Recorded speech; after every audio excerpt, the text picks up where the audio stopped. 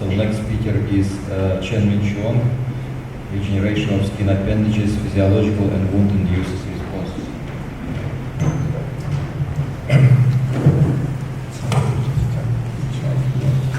Thank you.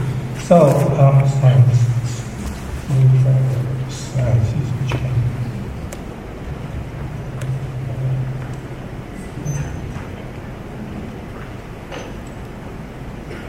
no financial disclosure. I will talk about that during development and evolution, there are these changes of the skin appendage phenotypes in hairs and in feathers.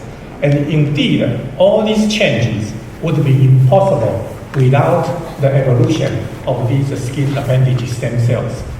So I will talk about some example of these chicken from the chick become rooster or hen. And indeed, they are from the same follicle. The stem cells in these, some of the downy feather here and here, they are indeed from a same group of the stem cells, but the environment would change when they grow up or depending on the sex hormone.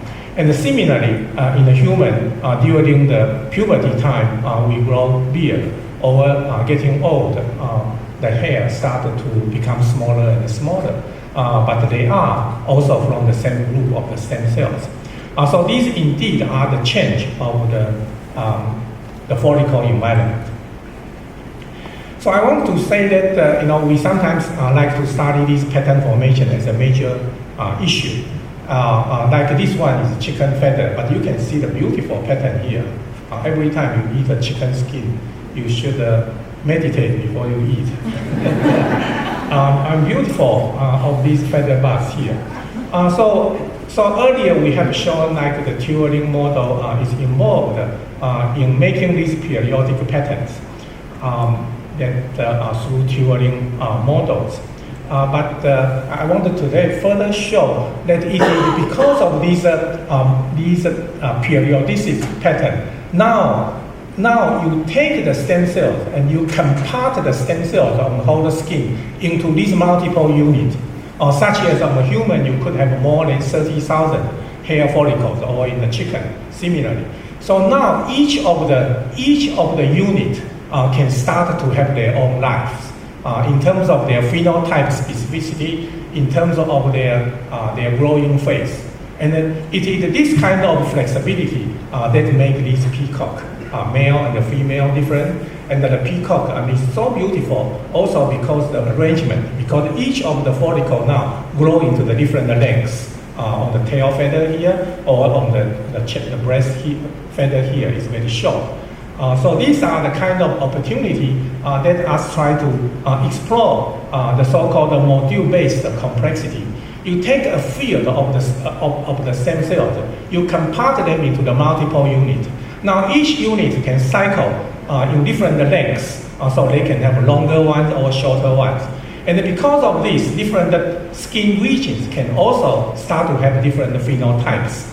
Such as in the chicken, you have a downy feather on the body, wing feather on the wing, a flight feather on the wing, or the tail feather. And in the human, actually, this is also very obvious in the scalp hair, in the facial hair, in the eyebrow, in the beard. Today I will show you some of these conceptual overview, sort of review and then put some of the work we have done in the past years. The first part is highlight these stem cell-based specificity. And the second part is to show you these multiple units can also work together.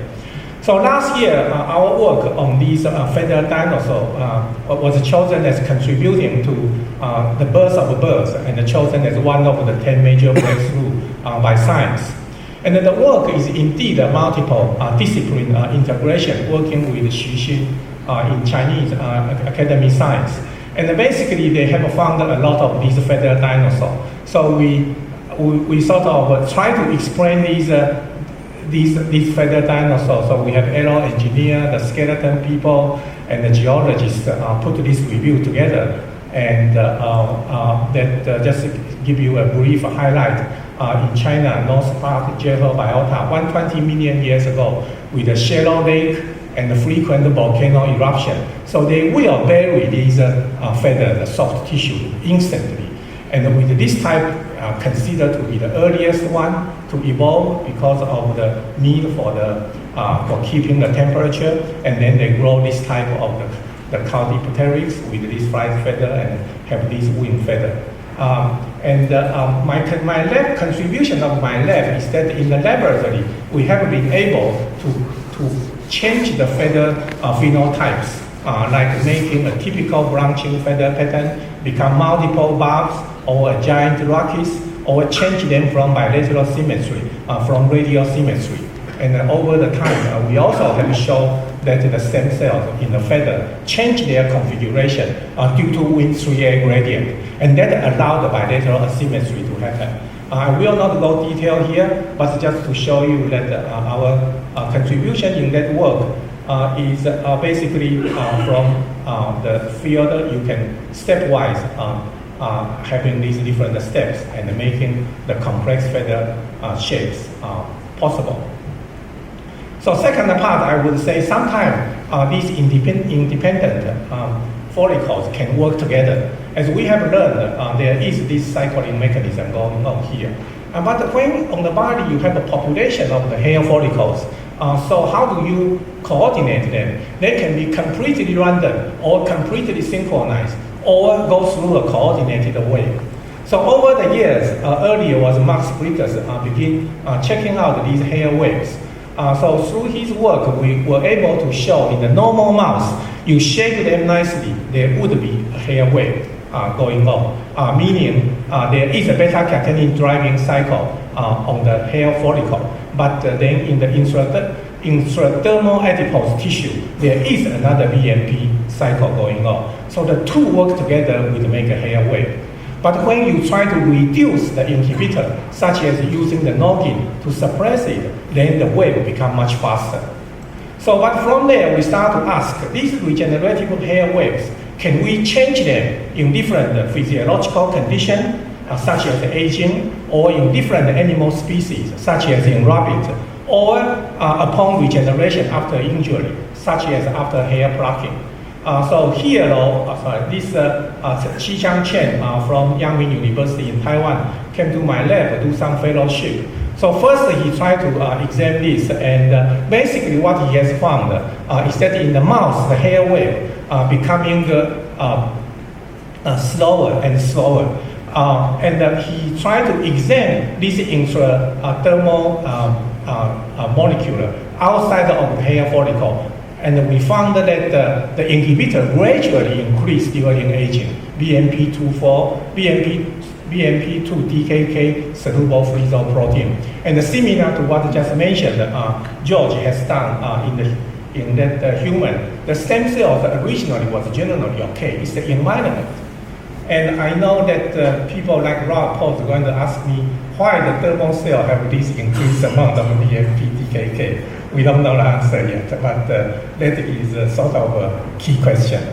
But we know that the first part is the environmental change. And we even transplant the old mouse skin onto the young mouse skin. And then on the peripheral, they can be rescued.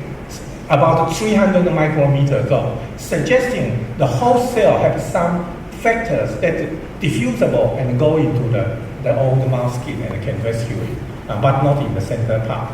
Okay, so the environment can be changed. And then we also, at this time, also check out the rabbit. So the rabbit, when Max did these things, I mean, they burn out like wildfire. They spread out much more faster, like a fractal pattern. And then subsequently, we were able to show it is because the rabbit hair follicle is a compound follicle. So each follicle has up to 9 hairs coming out, 9 different bulge stem cells going out from the same canal.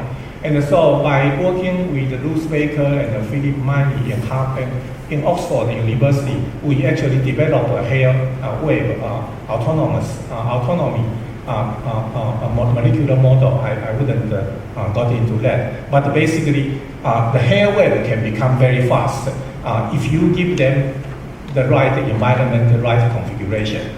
So, but Chi Chang is a dermatologist, so he wondered, knowing all these things, he also wondered, can we increase the hair number? So the question there is that if you put all the hair population in the so-called refractory telogen, can we activate more hair than we pluck?